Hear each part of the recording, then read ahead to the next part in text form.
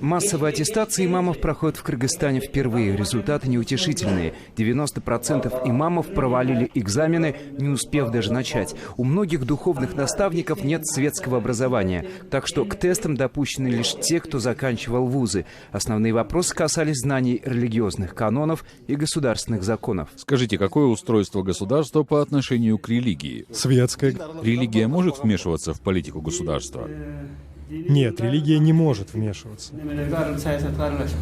Вопросы разбросаны по разным билетам. Получившим НЕОТ грозит отстранение от работы. Подобные аттестации по стране должны пройти более 400 преподавателей.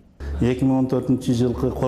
2014 году было введено правило, чтобы у руководителей был диплом о религиозном и светском высшем образовании. Подали заявку на аттестацию 60 медресе.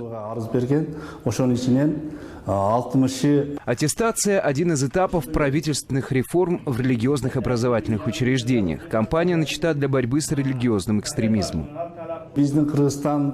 Подобные экзамены позволят повысить грамотность среди преподавателей. Все должны знать, что у нас ханафитская школа, и она является традиционной для большинства мусульман. Другие течения нам чужды, например, ваххабизм.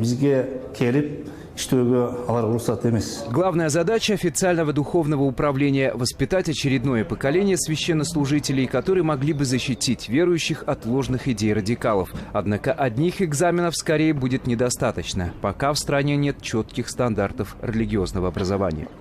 Адилет Бектурсунов, «Настоящее время», Кыргызстан.